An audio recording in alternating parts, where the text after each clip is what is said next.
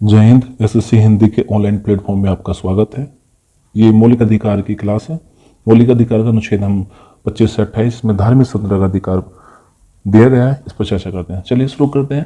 क्योंकि धार्मिक स्वतंत्रता का अधिकार जो है वो अनुच्छेद किसे 25 से 28 तक का दिया है।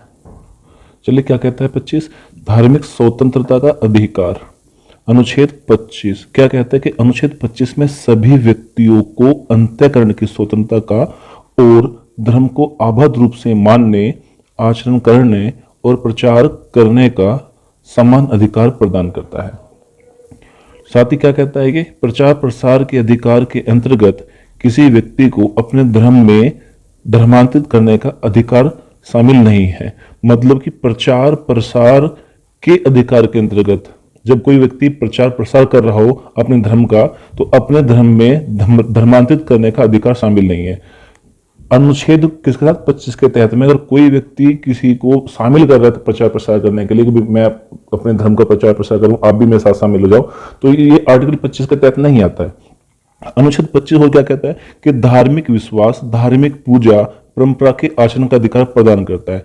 कोई भी व्यक्ति अपने धर्म में विश्वास रख सकता है, धार्मिक उसकी पूजा भी कर सकता है और इसके जो परंपरा चली आ रही है उनका आदान प्रदान भी कर सकता है। इसके कुछ अपवाद भी हैं, जैसे लोक व्यवस्था, नैतिकता, स्वास्थ्य, मूल अधिकारों से जुड़े अन्य प्रावधान के उल्लंघन, धर्मांतरण आदि के मामले में लागू नहीं होता है। नेक्स्ट है अनुच्छेद 26, धार्मिक कार्यों के प्रबंध की स्वतंत्रता।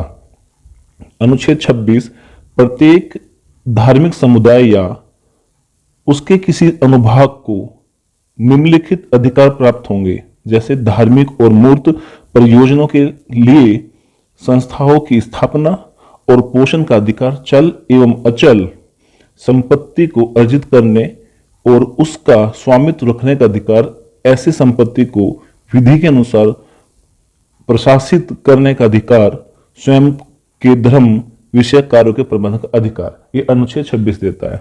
अब करते हैं अनुच्छेद 27 की बात। किसी भी व्यक्ति को किसी विशिष्ट धर्म के, कोई भी व्यक्ति अगर है वो किसी विशिष्ट धर्म, कोई विशेष धर्म है या धार्मिक संप्रदाय की अभिवृद्धि या पोषण के व्यय करने के लिए करों के समुदाय के लिए बाध्य नहीं किया जाएगा। मतलब कि कोई भी व्यक्ति है और या नागरिक है, कोई भी जो है ना किसी विशेष धर्म के लिए उसकी अभिवृद्धि करें, उसे बढ़ाने के लिए, उसे मजबूत करने के लिए व्यय में कोई भी खर्च में जो है कर नहीं बढ़ा सकता और किसी को उसमें बाध्य भी नहीं करेगा कि भाई मजबूर नहीं करेगा कि भाई तुम इसमें पैसा ही देना है, मर्जी है उसके दे ना दे। इसके माध्यम से राज्य को किसी धर्म के मुकाबले दूसरे धर्म का पक्ष लेने से रोकने का प्रावधान किया गया है। मतलब कि इसके माध्यम से, किसके, अनुच्छेद 27 के माध्यम से राज्य को किसी धर्म के मुकाबले किसी धर्म के मुकाबले दूसरे धर्म का पक्ष, यानी कि राज्य को कहा गया भाई तुम दूसरे एक धर्म से या दूसरे धर्म का या किसी भी धर्म का आप क्या पक्ष लेने से रोकने का प्रावधान करता है कि आप किसी भी धर्म का पक्ष नहीं लोगे, क्योंकि राज्य का कोई धर्म नहीं होता, वो सभी धर्मों का समान सम्मान करेगा, लेकिन किसी विशेष धर्म के लिए प्रोत्साहित नहीं करेगा या पक्ष नहीं लेगा कि भाई तुम इसके लिए बढ़ावा दो। करों के रूप में एकत्रित धन का प्रयोग किसी धर्म के रखरखाव और उन्नति के लिए किया जा सकता है। करों के रूप में एकत्रित धन का प्रयोग सभी धर्मों के रखरखाव, सभी, किसी एक का नहीं है, सभी धर्मों के रखरखाव और उन्नति के लिए किया जा सकता है। यह व्यवस्था केवल कर उगाही पर रोक लगाती है, शुल्क पर नहीं। कर पर रोक लगाएगी, शुल्क पर नहीं लगाएगी। अनुच्छेद 28 क्या कहता है? अनुच्छेद 28 कहता है कि धार्मिक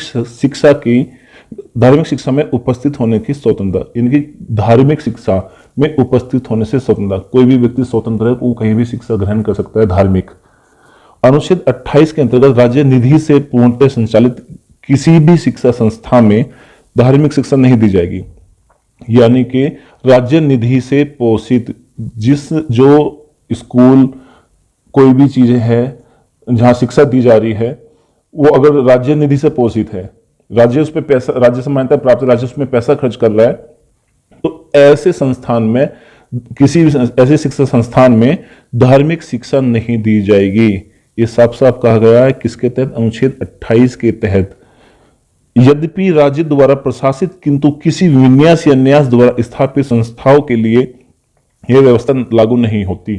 कोई प्राइवेट संस्था है, प्राइवेट इंस्टीट्यूशन है जो राज्य के द्वारा पोषित नहीं है, ऐसे इंस्टीट्यूशन में कोई धर्म के बारे में पढ़ा रहा है तो उस पर रोक नहीं लगाई जा सकती, वहां ये व्यवस्था आर्टिकल 28 की व्यवस्था लागू नहीं होती। केवल ये सेंट्रल और स्टेट गवर्नमेंट के तहत में आते हैं। आशा करता हूं आपको ये वीडियो पसंद आई होगी।